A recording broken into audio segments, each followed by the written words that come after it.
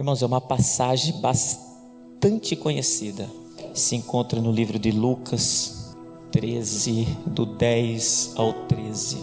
E diz assim: ensinava no sábado numa das sinagogas. Sinagogas eram lugares onde o nosso Senhor era o templo, onde ele ensinava a muitos. E eis que estava ali uma mulher que tinha um espírito de enfermidade, havia já 18 anos, e andava curvada, e não podia de modo algum endireitar-se. E vendo-a Jesus, chamou-a a si e disse-lhe: mulher, estás livre da tua enfermidade. E pôs as mãos sobre ela, e logo se endireitou e glorificava a Deus. Amém, irmãos? Lá no versículo que diz assim, e eis que estava ali uma mulher que tinha um espírito de enfermidade. Então tá lá, Deus pregava no sábado, o Senhor Jesus nas sinagogas, e ele é enfático em dizer que tinha uma mulher que tinha um espírito de enfermidade. Logo nós concluímos que essa mulher, ela tinha um espírito imundo. Em outras palavras, irmãos, essa mulher, ela podia ter qualquer outro espírito, menos o Espírito Santo de Deus. E se tem algo que o salmista declarou e nós temos que declarar é: meu Deus, ainda que o Senhor tire tudo de nós, mas não nos tire o teu Santo Espírito. Então essa mulher estava padecendo, porque, irmãos, quando nós não temos o Espírito Santo de Deus, nós temos qualquer outro espírito, a gente sabe que a tristeza vem, a enfermidade se achega, a aflição vem, a angústia vem. Não tem coisa pior nesse mundo, porque a paz que o mundo dá, nós não precisamos. Nós precisamos daquela paz que o mundo não vola dá, e essa é só o Espírito Santo de Deus que nos concede. Irmãos, se tem algo que nós temos que clamar é isso: meu Deus, que o Senhor tire tudo de nós, mas não nos tire o teu Santo Espírito. Agora olha lá a continuidade, fala assim, havia já 18 anos e andava curvada. Irmãos, se você procurar o significadinho da palavra curvado no sentido normal e no sentido figurado, curvado significa assim, inclinar para diante ou em arco. Todo mundo sabe o que é se curvar, certo? Mas no sentido figurado diz assim, abater, oprimir e sujeitar. Então outra coisa que nós entendemos nessa passagem, essa mulher, ela estava abatida, ela estava oprimida e ela estava sujeita a um espírito imundo, sujeita a esse espírito de enfermidade já fazia 18 anos. Isso é o mesmo que dizer, irmãos, que essa mulher, ela estava se curvando a esse espírito que não é o Espírito Santo de Deus. Em outras palavras, ela podia estar naquele momento ainda aceitando aquele espírito, mas nós vamos aprender que chega um momento que ela fala: eu não quero mais isso para a minha vida. Mas guarde algo, irmãos, se tem algo que o nosso inimigo quer, é que nós nos prostramos e nos curvamos diante dele, é que nós nos prostramos e nos curvamos diante dessas adversidades que se achegam em nossas vidas, sejam elas no âmbito físico, porque ela estava com um problema físico, mas o físico é sempre correlado ao espírito. Então se tem algo que o nosso inimigo quer, é que nós nos prostramos diante das adversidades, seja ela no âmbito físico ou espiritual. O que ele quer, irmãos, é fazer com que no primeiro balançar do nosso barquinho a gente abandone a fé. A primeira adversidade que se achega em nossas vidas, ele quer que a gente abandone a fé. Mas, irmãos, olha só para quem que nós devemos nos prostrar. Salmos 95, do 6 ao 7. Vinde, adoremos e prostremo-nos, ajoelhemos diante do Senhor que nos criou. Porque Ele é o nosso Deus e nós povo do seu pasto e ovelhas da sua mão, se hoje ouvirdes a sua voz. Então não é novidade para ninguém que o único que nós temos que nos prostrar é o nosso Senhor Jesus, é o nosso Deus Altíssimo. Isso não é novidade para ninguém. Mas é bonito, a gente ouve e glorifica o nome de Deus, mas olha o finalzinho que está lá. A Bíblia é bem enfática em dizer que as ovelhas que vão se prostrar ao nosso Senhor Jesus são aquelas que ouvem a voz, e já aprendemos, irmãos, que quem ouve, ao menos se esforça para praticar. Tem muita gente que vai ouvir, só ouve, mas não escuta com atenção e não pratica.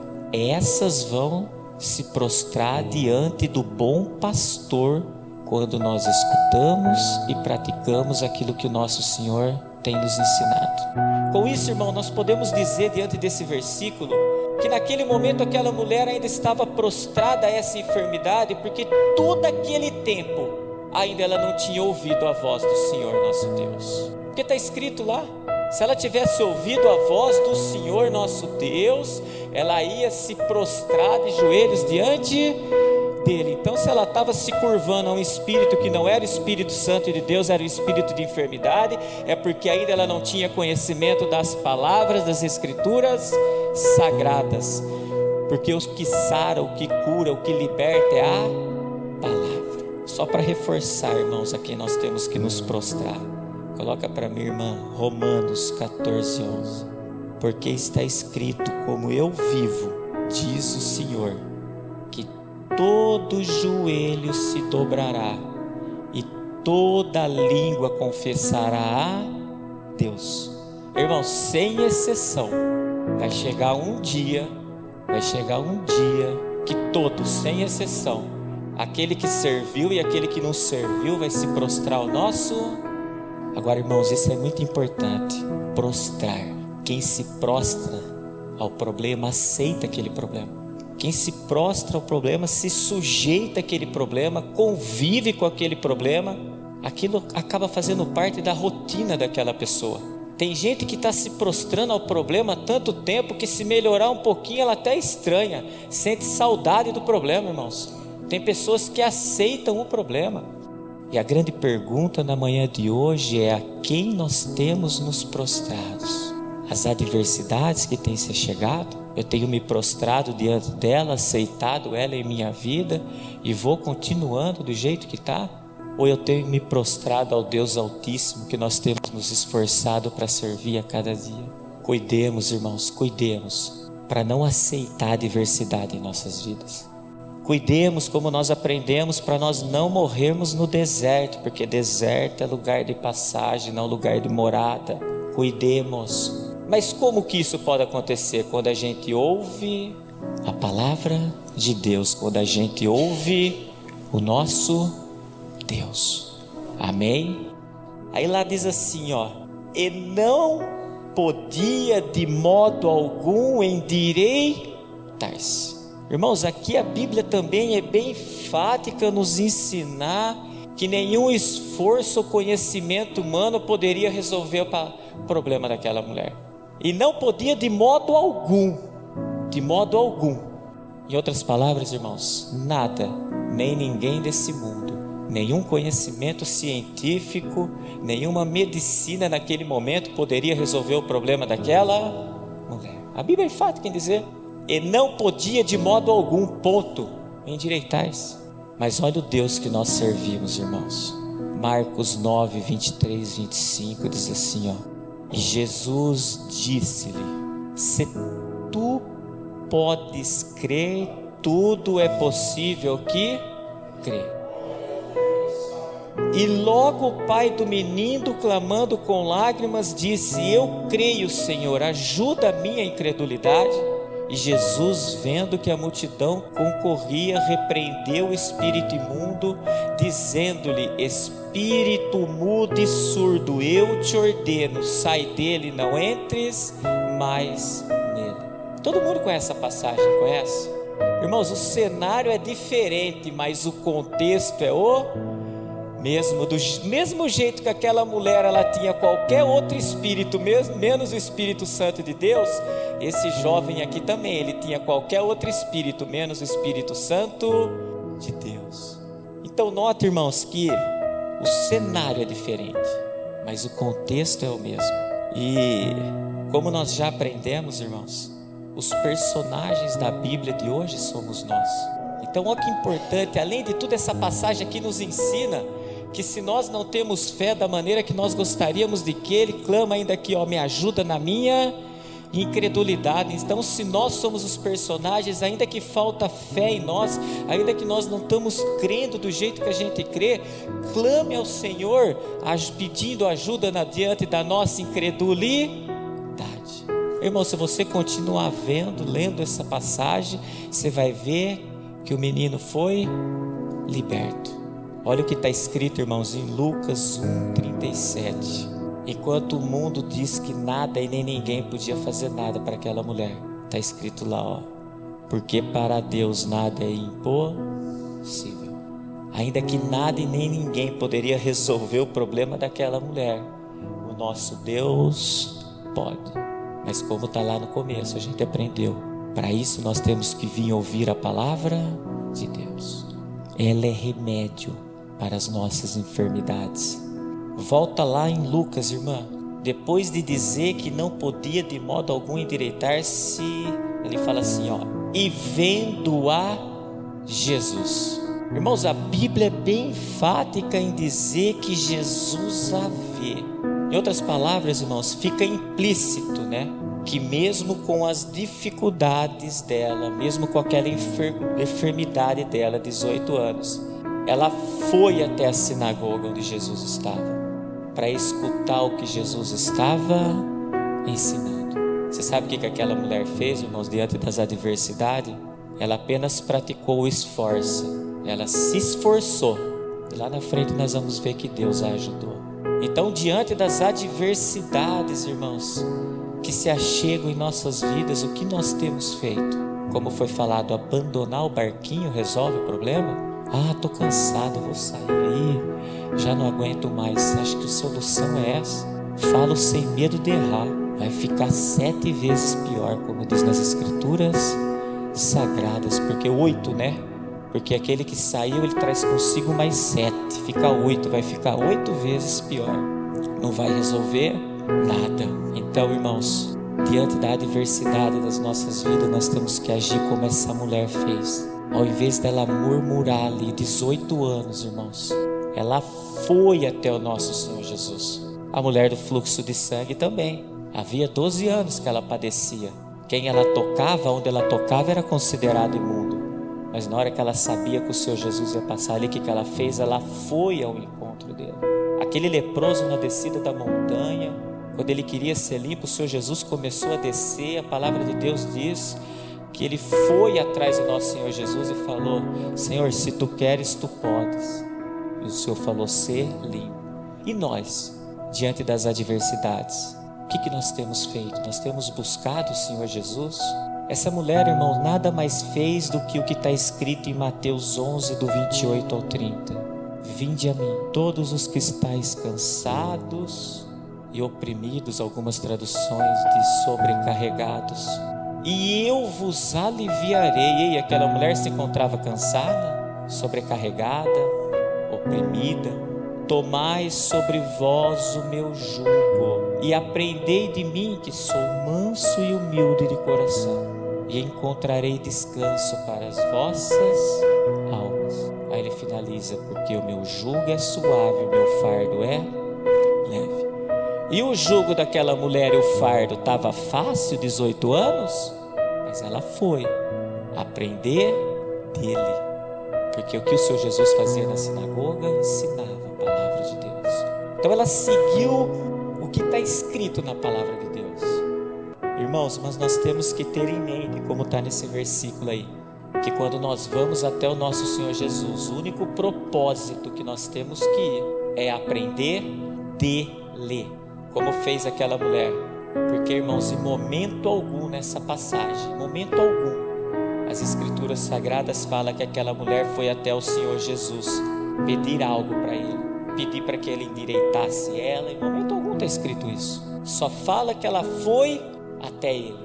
Então, quando nós nos achegamos ao Senhor Jesus também, não venha por interesse, irmãos, porque aí o amor se torna interesseiro. Se ela tivesse ido até a sinagoga atrás da cura dela somente, aí vira uma moeda de troca. E nós aprendemos lá em Apocalipse, né, que a marca da besta é o comércio, né, que é, comércio nada mais é do que troca. Eu dou, eu quero algo em troca.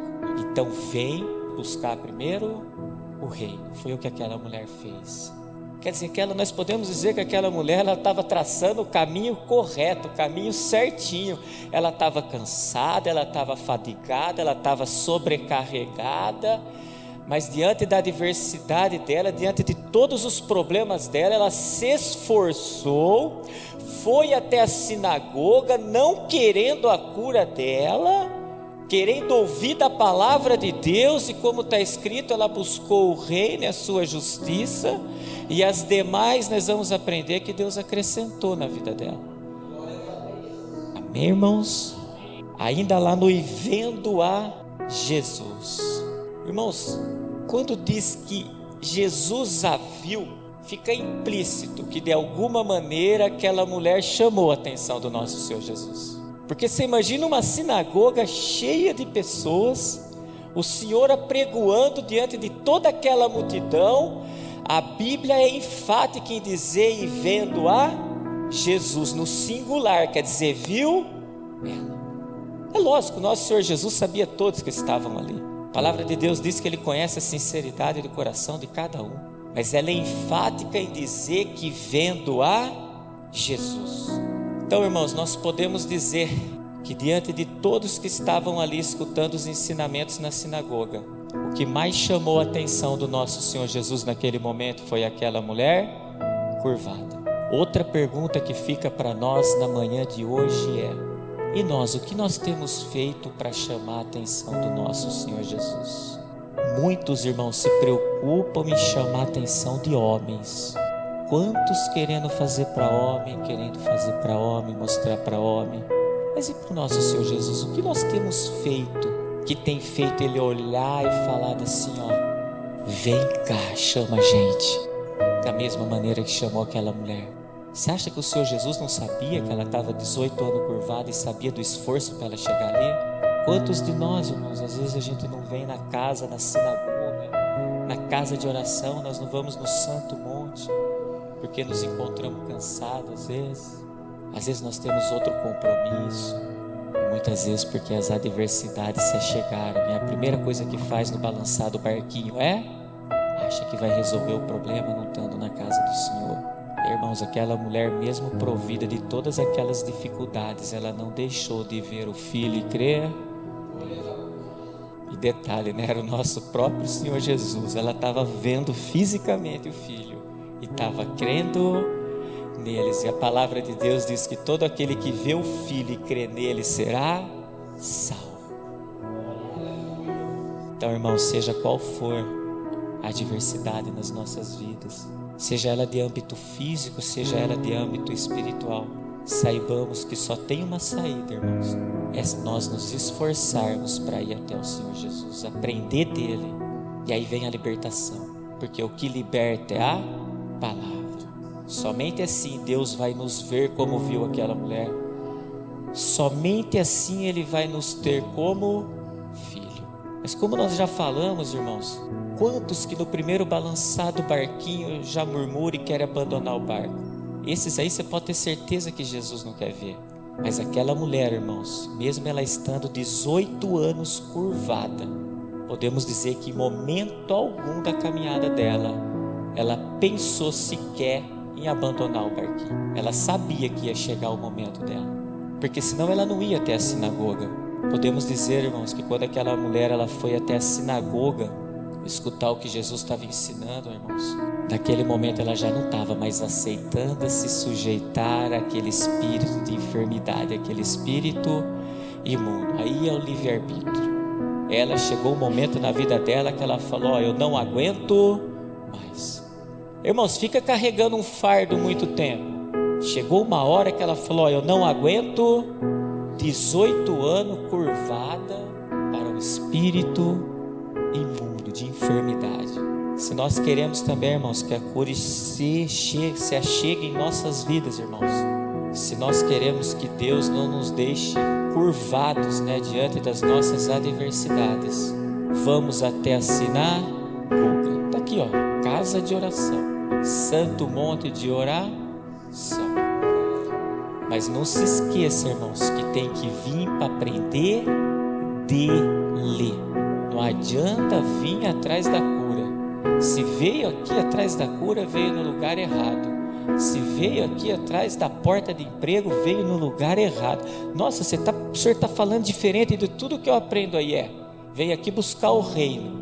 Que quando você busca o reino, a consequência é a cura, a consequência é a porta de emprego aberta e as demais que a gente necessita. Então, irmãos, não aceitemos essas enfermidades em nossas vidas. Então, note que fala lá, e vendo a Jesus, ó, depois, ó, chamou a si e disse-lhe: mulher, estás livre da tua enfermidade. Irmãos, quando nós chamamos a atenção do nosso Deus, quando Ele olha lá dos altos e nos vê, Ele nos enxerga, você pode ficar tranquilo que Ele é o primeiro a nos chamar. Ele chama pelo nome e fala sem medo de errar. Ele realiza o desejo do nosso coração. Mas para isso nós temos que escutar e aprender dele. Olha o que está escrito em Salmos 37:4. Deleita-te também no Senhor e te concederá os desejos do teu coração. Irmãos, diante desse versículo, irmãos, nós podemos dizer que naquele momento a mulher foi até a sinagoga, quando ela estava escutando a palavra de Deus, os ensinamentos. Você sabe o que ela estava se fazendo ali? Se deleitando no Senhor. Ela estava aprendendo, ela estava olhando, se maravilhando, se deleitando no Senhor. E mesmo sem ela pedir nada, como nós já aprendemos, porque ela não foi lá pedir a cura dela, não. O que o Senhor fez? Realizou o desejo do coração dela. Falou: está livre da tua enfermidade. Irmãos, vem aprender, deleita dele, se esforça para vir até ele.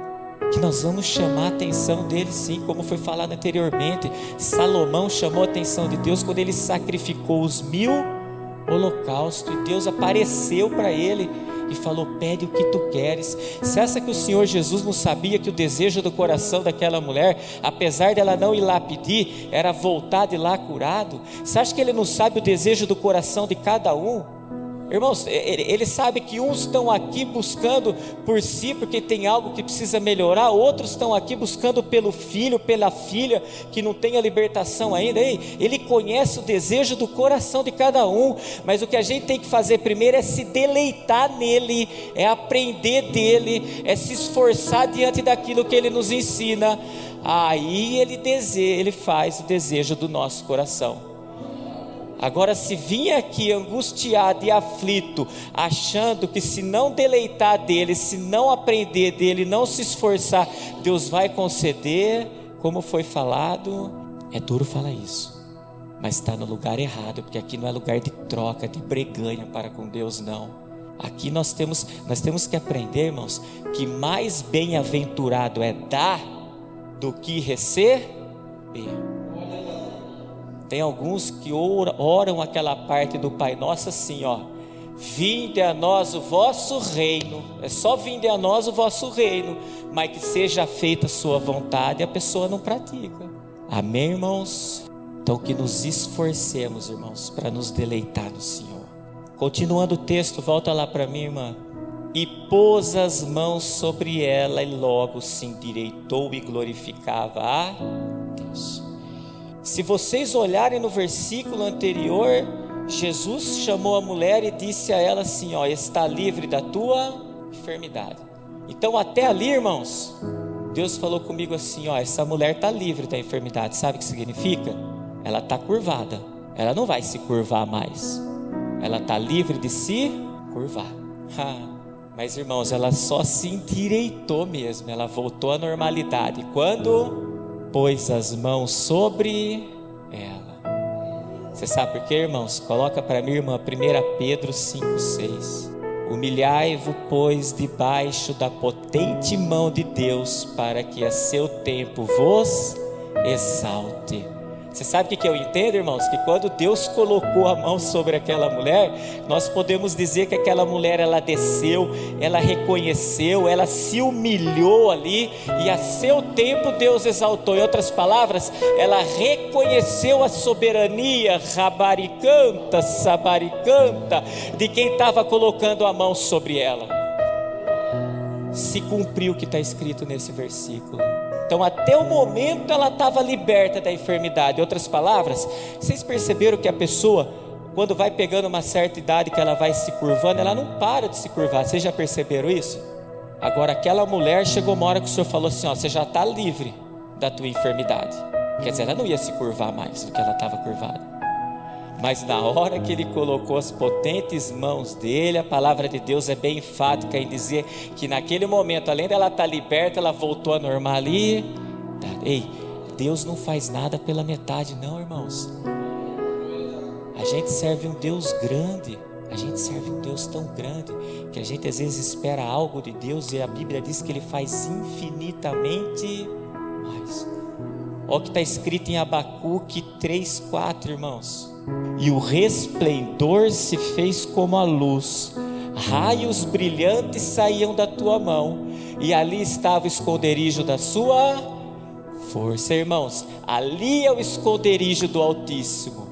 Debaixo das potentes mãos do Senhor saem raios de luzes. Então na hora que o nosso Senhor Jesus colocou a mão sobre ela, aí a cura foi por completa. Irmão, mas volta lá no versículo no começo, irmão. Mas nós não podemos nos esquecer que logo que aquela mulher se endireitou, ela saiu glorificando a Deus. Em outras palavras, se Deus fizer algo na tua casa, com você, saiba que a honra e glória é somente dele. Saiba que nós não somos merecedores de nada. E eu vou um pouco mais além ainda, irmãos.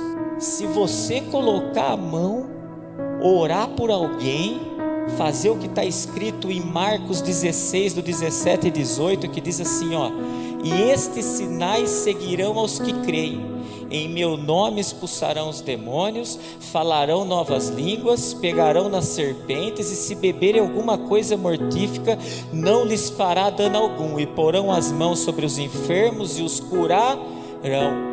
Então nós podemos ser curados, nós e nossa casa, mas também Deus pode nos usar como instrumento que seja a cura para algum outro irmão, para alguma outra pessoa. Mas saiba que se também isso acontecer, a honra e glória somente. Irmãos, essa passagem você pode ver que Deus, Ele revela nos mínimos detalhes, mas o maior objetivo de tudo dela volta para mim lá nela, irmã, é que o nome de Deus seja glorificado. Você pode ver que a gente aprendeu nos detalhes quais são os passos, mas a única coisa que nós temos que entender nas nossas vidas, se fizer nas nossas vidas, na nossa família, na nossa casa, ou se Ele usar as nossas vidas para fazer em favor da vida de alguém, da família de alguém, da casa de alguém, saiba que o único a ser glorificado, porque toda a honra e toda a glória para o nosso Senhor Jesus. Cuidado, irmãos, com aquelas frases, eu orei e fui curado, eu orei e libertou, eu fui um instrumento usado nas mãos de Deus para que houvesse libertação através do que está escrito na palavra de Deus. Toda a honra e toda a glória para o nosso Senhor Jesus. Amém, irmãos? Como finalizou o texto, eu quero fazer uma reflexão para entregar a palavra na manhã de hoje. Eu já quero iniciar, irmãos, falando que somente debaixo das potentes mãos do nosso Senhor Jesus, que saem os raios brilhantes, é onde encontramos a cura para as nossas vidas, seja no âmbito físico ou no âmbito espiritual. Então na hora que Ele coloca as mãos sobre nós, irmãos, mas para Ele colocar a mão tem todo o processo que nós vamos ver agora. Irmãos, quando nós estamos na casa de oração, no Santo Monte, escutando a palavra, os ensinamentos, nós estamos debaixo das potentes mãos do Senhor, porque aqui nós encontramos, irmãos, resposta para todo tipo de enfermidade em nossas vidas, toda lepra que tem em nossas vidas, irmãos, seja no âmbito físico ou espiritual, aqui nós encontramos a resposta. Mas não nos esqueçamos que independente das nossas adversidades, nós temos que ao menos nos esforçar para irmos até Ele. Como está escrito, vinde a mim, aprendei dele, chamar a atenção dele, para que no seu tempo, no tempo dele, Ele venha nos ver, venha nos chamar, venha colocar as suas potentes mãos sobre nós e, acima de tudo, irmãos, restabelecer a nossa saúde, curar nossas lepras, irmãos, como foi falado, seja fisicamente ou seja espiritualmente. Mas guarde algo, irmãos, como a gente finalizou agora há pouco. Se tudo isso acontecer, se tudo isso ocorrer em nossas vidas, ou Deus usar as nossas vidas para que isso ocorra na vida de alguém, o único propósito é que o nome dele seja glorificado nessa terra de vivente. Porque tudo, quer comais, quer bebais ou façais qualquer outras coisas, fazei tudo para a honra e glória do nosso Senhor Jesus. E eu quero deixar bem forte esse versículo para os irmãos para finalizar, e leva para casa esse versículo novamente, Abacuque 3:4. E o resplendor se fez como a luz, raios brilhantes saem da sua mão, e ali estava o esconderijo da sua força. Ali é o esconderijo do Altíssimo, irmãos. Amém?